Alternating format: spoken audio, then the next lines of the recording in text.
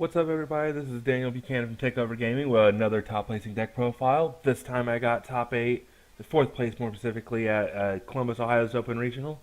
I played Red Green Pan once again, but this time updated with the new anniversary card, so let's get right into it. It's almost kind of the same, just little changes here and there. So, 4 Tinspire Power Trunks, standard as always.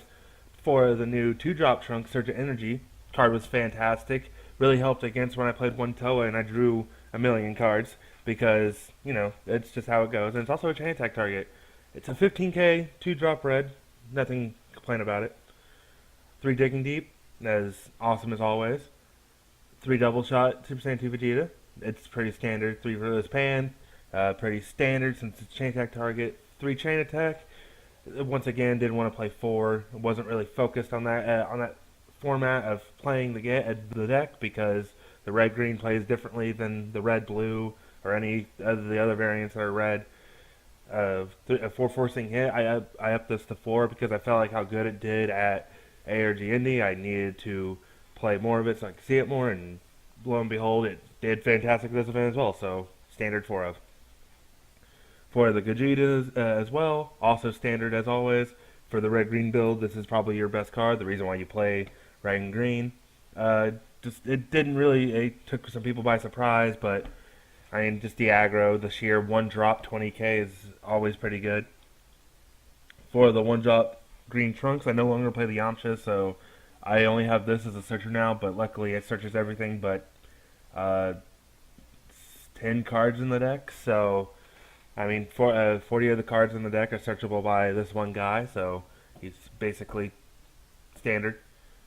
3 of the promo Goku. This helps me a lot today, especially against Broly because of the Shin and Roshi combo. This is when it immediately comes free and becomes a draw 2 in Pan if you have Sparking 3. So it's pretty good. The one you could probably do out is the next one, which is the Vegeta Energy of the Gods. It really isn't needed as much as it used to be. I would possibly still side it because KQ is still being played. But I'm sure in the future there could be a better green card you could probably put in this place in the main deck.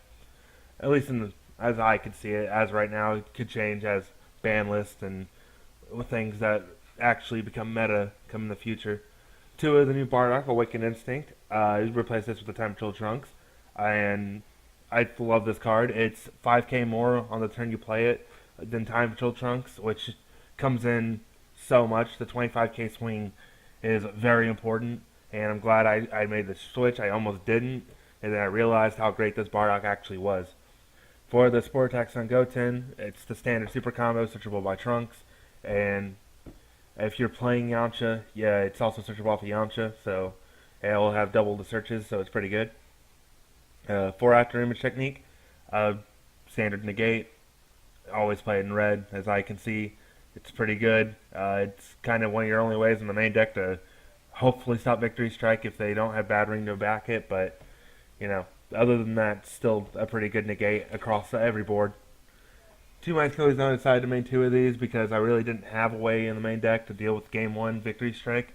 So my thought process was aggro them out, and then on turn 4, my Achilles Zone drop hit, rip the cards I can rip out of them, and try to swing for game on that turn. But yeah, it did its work. It didn't come up as much as I would hope to because I didn't play as many Victory Strikes as I thought I would. But I mean, I wouldn't see not playing. I would still play this in the main deck until at least height gets touched, if it does. Alright, well that's it for the main deck. Yeah, it was pretty good. I wouldn't make many changes. Little things here and there, but otherwise it worked perfectly fine. Going to the side deck, 3 Zeno the Playing God. I wouldn't really want to play this again, but I understand how good it is, so why I have to play it. But honestly, playing at the event, you think when you think Pan, you see this and you're like, alright, it has to play Zeno in some way, shape, or form.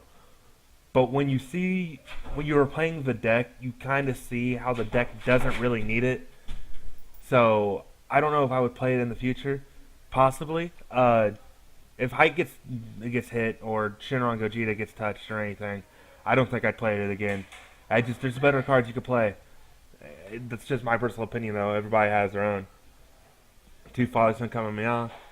This was just mainly for Rogue. I didn't know if I was going to see Android 13, the new Gohan, or Broly. Green Broly is the worst matchup for this deck because there's visibly nothing you can do with against it other than try to aggro out, hopefully in 2 turns.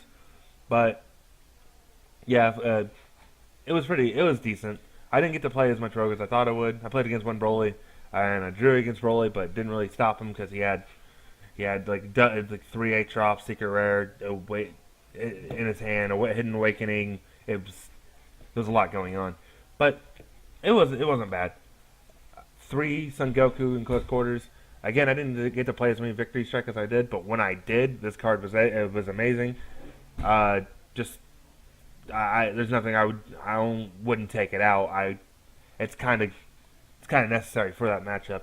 You can do it during the player's turn as long as you have a multicolored energy. For case you guys don't know, when you have multicolored energy, when you combo or play the card, it KOs a 3 drop or less ignoring barrier, with barrier ignoring barrier. So it pops Path of Greatness. It pops like I guess Deadly Defenders. It can pop your Son Goku starting to be the best, so you can get rid of it off the board.